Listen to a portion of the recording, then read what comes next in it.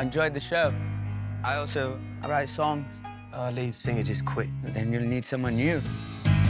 I love the way you move on stage. The whole room belongs to you. Don't you see what you could be? Bohemian Rhapsody tells the real-life story of Freddie Mercury and his little band called Queen. It shows the rise of the band leading up to their legendary 1985 concert at Live Aid in the Wembley Stadium in London. It was at this stadium that this film had its huge premiere recently, which is why the cast was super excited for the big night. It's overwhelming. I'm absolutely over the moon. It's such a special treat to have this at Wembley, a place that is so iconic and reminiscent of obviously the famous Live Aid concert that goes down as one of the greatest of all time. Feeling exhilarated, yeah. I mean, I got up this morning thinking I am going to enjoy this, and I tell you what, I am. It's amazing. Who would have predicted all those years ago that this would be happening? You know, it's a dream come true. Yeah. Seeing this film in front of 6,500 people on a huge screen with an amazing sound system is going to be like being transported back to those concerts, and it's going to be a buzz, I think.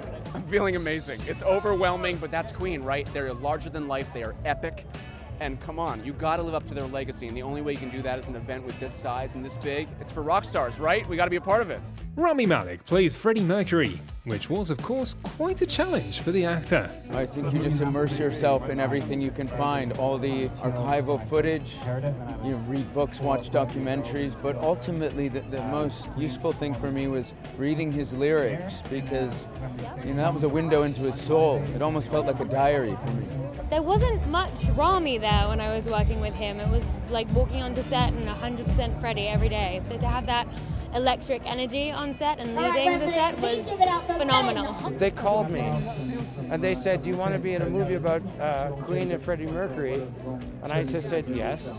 The script was fantastic. It was just a great experience, and the movie is awesome. Luckily, I look a lot like this guy named John Deacon, and when I found that out, I called my mom. I said, "Mom, where were you in 1983? I think this guy could be my dad. You have some explaining to do." But after that, I just had to learn how to play the bass. I had to learn the accent, everything I could, and gave it everything I had to make sure that I lived up to the legacy of John Deacon. No one will play us on the radio. We need to get experimental. Thunderbolts and lightning, very, very frightening me.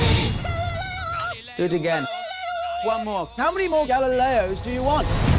Roger, there's only room in this band for one hysterical queen. I think people will really get Freddie. I think they will understand what made him tick, what drove him, and I think they'll understand his incredible confidence on stage, balanced by his great kind of sensitivity off stage, and his inner turmoil. It's all there. They're just universal. They cross every generation.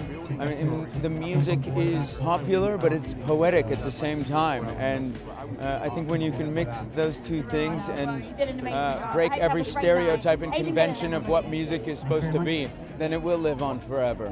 See the spectacular story of Queen in Bohemian Rhapsody now.